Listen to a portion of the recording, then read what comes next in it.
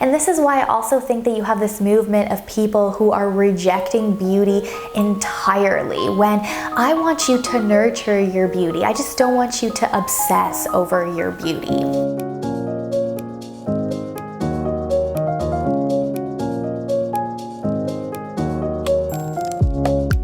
Seems like I already drank all my water. Well, welcome back to the channel, lovely feminine women. Thank you so much for being here. Thank you for tuning into another video, liking the videos that you like, leaving me your lovely comments down below, and following me on my social media handles. You don't know how much your friendship truly means a lot to me. If you are new to the channel, I would love it if you would join our femininity revolution, because I really am a big advocate, a big proponent of putting forward the message of femininity and kind of showing to the world that we belong in the cultural conversation, and not to leave feminine women who have more traditional values behind. If you're interested in all things femininity as well as homemaking, you will probably like joining our sisterhood, so please hit the red subscribe button down below to do so. Today is a video in the Coffee and Chat series.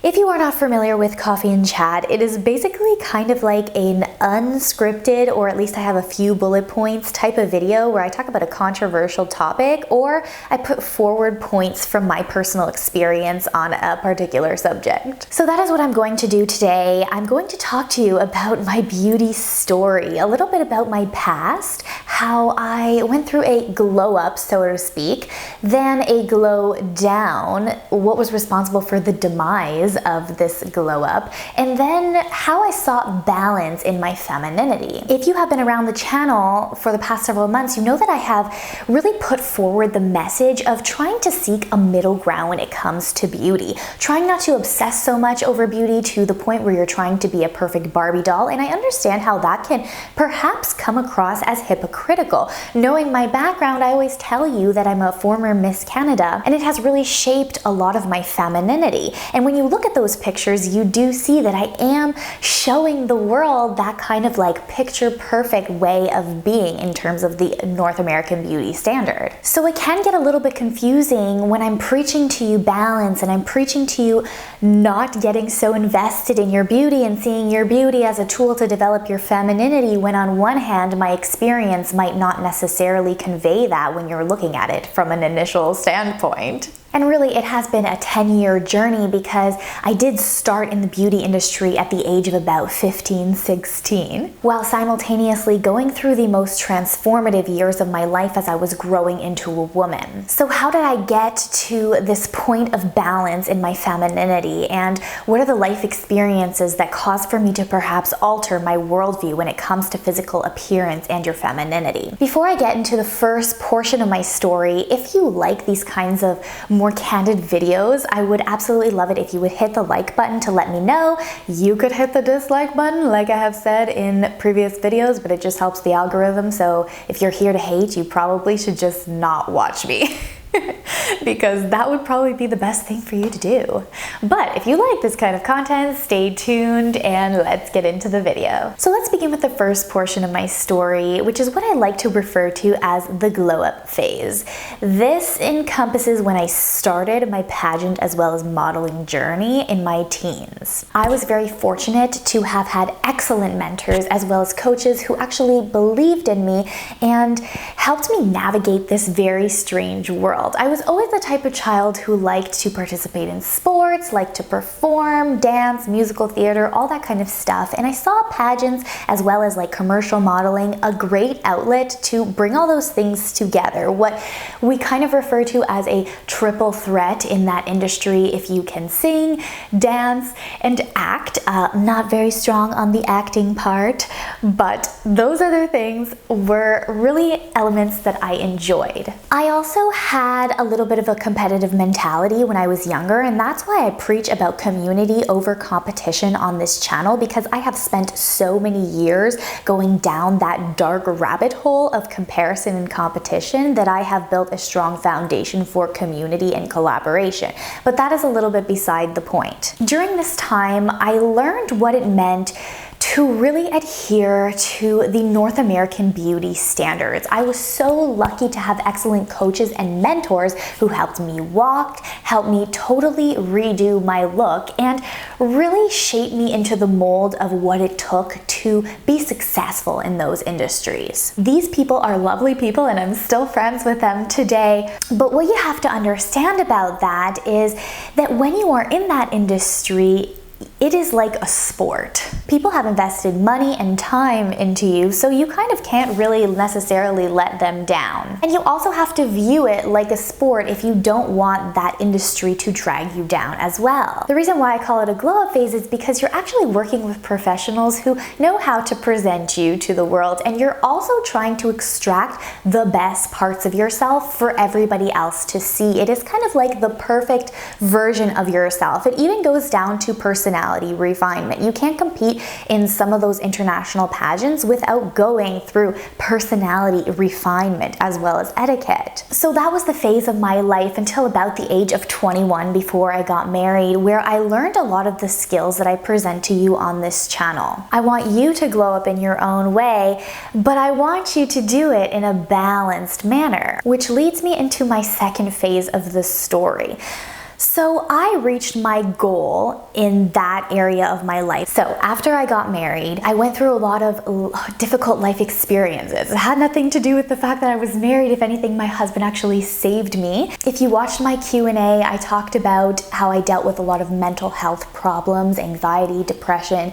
It was an extremely difficult time in my life, and I'm so happy that I pulled myself out of it. But now that I was married, I was kind of expired in the industry. You can't even do pageants after you are married. So I was left in this weird place of which direction do I go when it comes to my beauty, because I have all these skills, but my life is totally different now. This was also around the time where I decided that med school wasn't for me, so I was essentially a dropout, and I had no career plans that necessarily appealed to me. So I was going down this dark road of feeling lost and not really fitting into the role that I had for the past like 5 to 6 years. Some of you could relate to this point because if you are in a survival mode in your life, you might feel the same, and you might be gravitated towards femininity content because you're trying to find your place and you're trying to find what beauty means to you. This kind of also reminds me of like actors that, like child actors that go totally off the bandwagon, or perhaps Olympic athletes that gain like 50 pounds after they're done being an athlete, because when you do something for sport, as much as it is so positive in your life, it's not like a lifestyle. It is just a role that you are taking on. In a sense, it is a caricature of your best self, like I mentioned before. But unfortunately, in this time of my life, I completely neglected myself because I felt like there was no purpose to using my beauty, because there wasn't like this tangible goal of winning something or acquiring something or making money off of it. So I didn't exactly understand how I could use beauty in that way. And it wasn't honestly until the grace of God, biblical womanhood side note, but also observing people in my life, like older ladies who just had this graceful beauty to them that I couldn't necessarily explain, that I began to reframe the way in which I was actually viewing my physical appearance. And this is the segue into the last part of my story, where I reached a point of balance. I woke up one day and I realized that I had gained 30 pounds. I had horrible skin that was prematurely aging because I wasn't taking care of it. But most importantly, I just was in a very negative headspace because I was neglecting my health overall. Because when you think about the beauty industry at large, it really is from a more masculine standpoint. Like I mentioned a few minutes ago, the goal is to sell something to you or to influence you in a particular way, versus femininity and beauty is a process of feeling. You're feeling the process of beautifying yourself, and it is a part of your life rather than a tool to just get you what you want. And the reason why I felt so compelled to talk about this today is that even 5 or 6 years ago, when I was doing pageants, for example, there was this separation between what the everyday woman looked like and what was presented on the screen. You might also feel a similar way, and you might understand what I'm saying if you are a child that grew up in the 90s, because we had supermodels that influenced us, but we always knew that they were supermodels because we would see them on TV as well as in magazines, and we would be able to turn that off and then look to our peers to understand what realistic beauty actually is. So there was more of a healthy medium, but nowadays, especially in the TikTok culture as well as Instagram, you have Instagram models where everybody is presenting themselves as uber perfection caricatures. But instead of it being a part of the beauty industry where they are trying to get you to buy a product, these people are advertising it on their feeds as ways to live. And you can't completely live your life that way because it is impossible for you as an individual to present yourself in a perfect nature at all times. You are flawed. That's why we need the grace of God. You are imperfect, and that is okay. So the healthy way to look at beauty and incorporating it in your femininity is more of a bottom-up approach rather than a top-down approach. So when I was in the beauty industry, the top-down approach was that you start with this perfect ideal. So how can you make yourself kind of like this living doll to fit that ideal? But when we're talking about beauty and femininity and presenting yourself to the world in the best light, you want to start by the bottom, analyzing your life, your lifestyles, your feminine archetypes, your interests, the things that you do every single day, your ultimate goals, and how you can incorporate beauty in terms of self-care and enjoy taking care of your body every single day. How can you use makeup and beauty tools to bring out your best features rather than trying to fit the perfect mold? How can you eat for your blood type, your body type, to actually find that diet that is conducive to the everyday activities that you do that will also help you feel best in your body? This is also a good example because that is one of the biggest factors why I decided not to take time off from school and go to Japan for modeling for about 3 months, because I knew that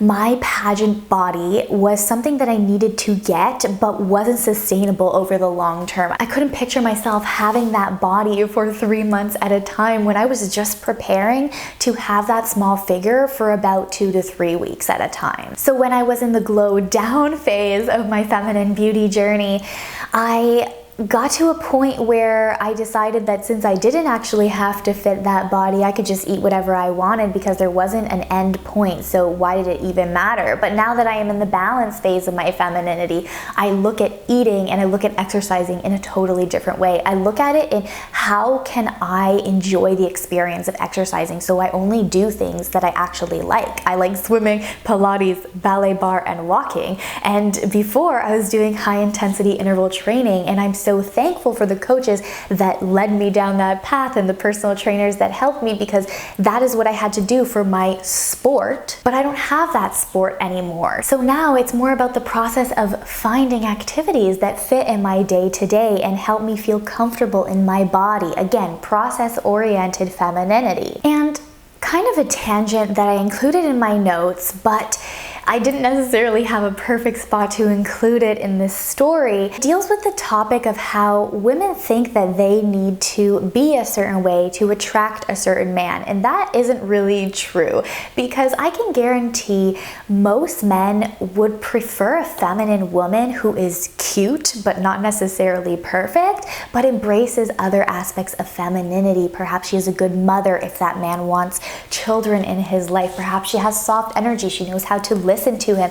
Maybe she is the type of person that can be vivacious in the sense that she can get up and think of an activity for you to do on the weekend together, rather than a woman who perhaps might obsess over trying to be perfect but not have the time to develop those other qualities. And that's why you see a lot of those like successful men. I hate saying that because men have different goals, and that might necessarily not include a profession that makes a lot of money, but for the sake of the conversation, let's just say successful men who have average looking wives. And that is because they bring other things to the table and not just a two-dimensional femininity. That's also why I was very passionate about my fake femininity video. I did that a couple months ago. If you haven't seen it, I will also link it above as well as down below. But we don't want to use our femininity and our beauty to manipulate people. That's not really a feminine way to live, because that is a goal-oriented masculine way to live. And you're not going to get the most out of the process, and you're going to end up feeling burnt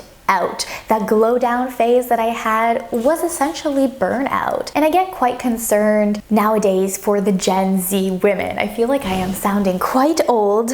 This millennial here is very old now, I guess. But you all are growing up with seeing that kind of stuff every single day, and it's causing a lot of self-esteem issues because you are comparing your highlight beauty reel to somebody else's highlight beauty reel, but you don't know what is going on behind the scenes. And this is why I also think that you have this movement of people who are rejecting beauty entirely, when I want you to nurture your beauty. I just don't want you to obsess over your beauty. Make sure to set yourself social media time limits. And if you have a hard time consuming that kind of content that other people put out there, try to basically purge your account and only follow things that make you feel good, even if that has to be only puppy pages. Or choose other social media platforms rather than Instagram and TikTok and Facebook. I find that Pinterest does a great job at inspiring rather than causing for comparison. You can also curate your feed quite easily to new ideas, new recipes, pictures that make you feel joyful, and they're very good at weeding out that other stuff that would cause comparison, is essentially what I'm trying to tell you. So I hope this video wasn't too much of a ramble. Perhaps it was. I hope you enjoyed it regardless. A few of you told me that you like when I talk to you on a whim, so here it is. Hit the like button if you want to see more maybe candid conversations about my life. We can talk about marriage, we can talk about other things. But I'm always so happy to hear from all of you. I love you all. I hope this helped you reframe the way in which you think about beauty and your femininity, and it gave you a little bit of insight into why I say the things that I say and where I'm coming from and what I have been through. So, see you next time. Bye-bye.